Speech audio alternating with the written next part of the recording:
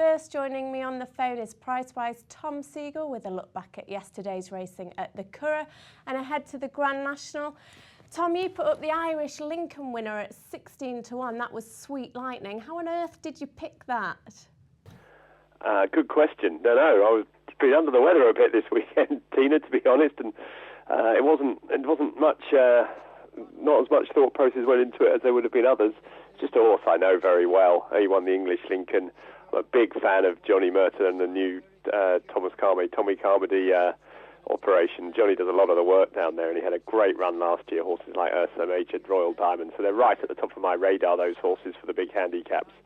I watched him in the Irish Lincoln, the Irish Cambridgeshire, last year, and he really should have won by about 3 or 4 lengths. He must have got stopped about 10 times. He was racing off the same mark.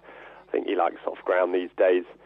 And I'm a big proponent of these old horses in this when the ground's as bad as this. I mean, I don't know if you saw the result of the Irish Lincoln, but I think the 4-year-olds, the younger horses, I think they filled the last 6 places, and I think there were 8 of the last 9 were 4-year-olds. I think when the ground's really bad, the strong older horses have a big edge.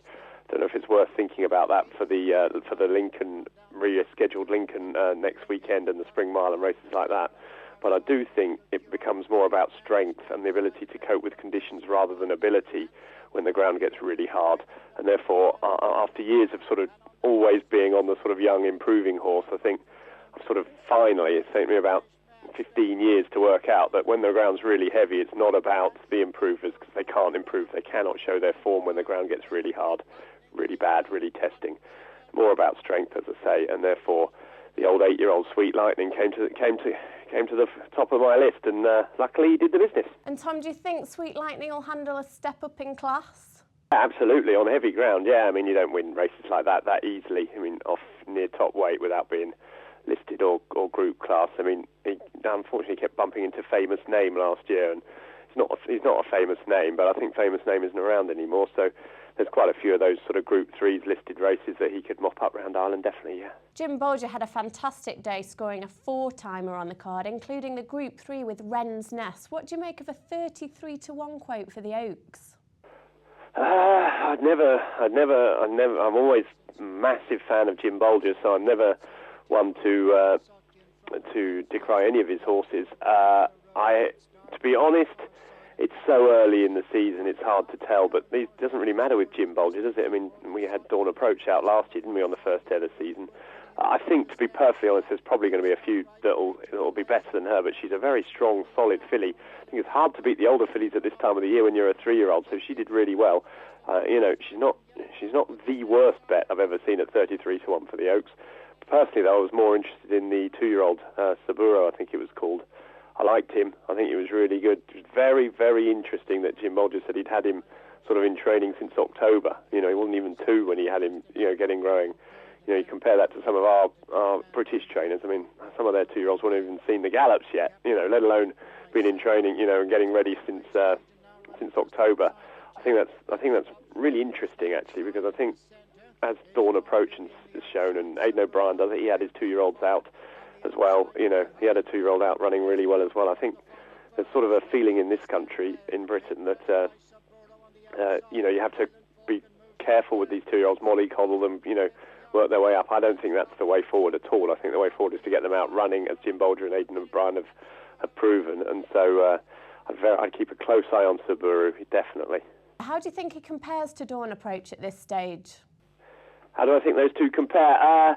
Well, it's hard to be Dawn Approach, isn't it? I mean, he was the best 2-year-old we had last year, so I mean, I think it's going to ask him a lot to be as good as that. But Jim Bolger's done it loads of times, hasn't he? Teofilio not long ago, Dawn Approach, New Approach. I mean, there's loads of them. He keeps bringing them out, and they keep winning time after time after time. I certainly wouldn't put it past him winning loads more group races, whether he can beat Dawn Approach. I think it's a bit of a long shot, isn't it? But he's a very good horse. Do you think there's a chink in the armour of Dawn Approach at all?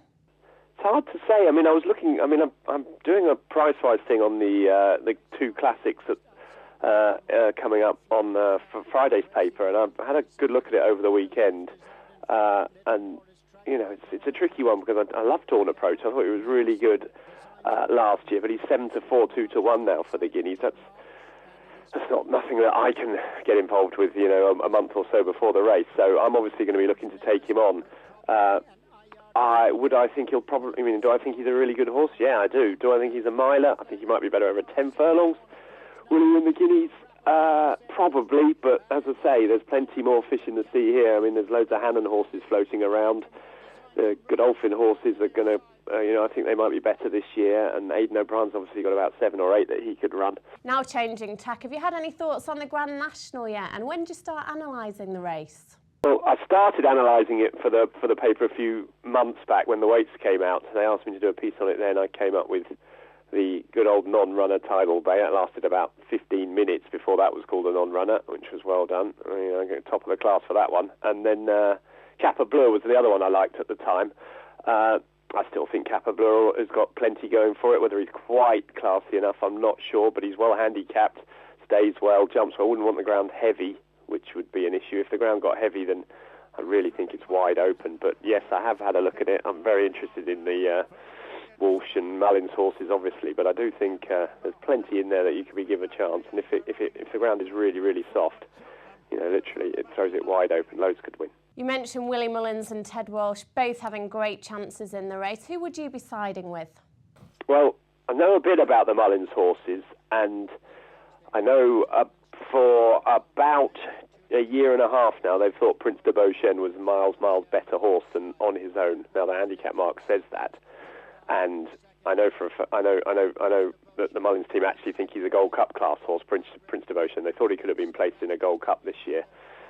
So they were very sweet on him before the last run in the Bobby Joe, where he was really disappointing. He pulled too hard. They were really surprised he didn't win that day. I still think they think he's a much better horse than on his own, but on his own's been there, done it. Well, not quite done it, but got to the beaches travelling really well last year and came a cropper.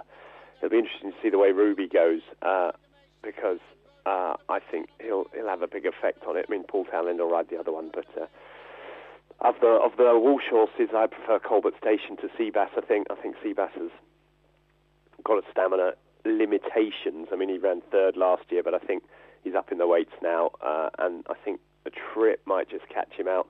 Colbert Station's a very interesting horse, but he's inexperienced. He's only had 5 runs over fences, I think. But he was really impressive in that Leopardstown chase, so he's obviously been trained for the Grand National as well. He's got plenty more improvement in him. He could be the one that's really well handicapped of a lot of them. So there's 4 horses there with really good chances, but as I say, if it gets heavy ground, anything can win. Colbert Station will win it. Second, Clash in the Brook. Savannah third. Noveroff, Dush, Rembrandt and Oscar's Business Boland's Corner. Cole Avenue Medical Card.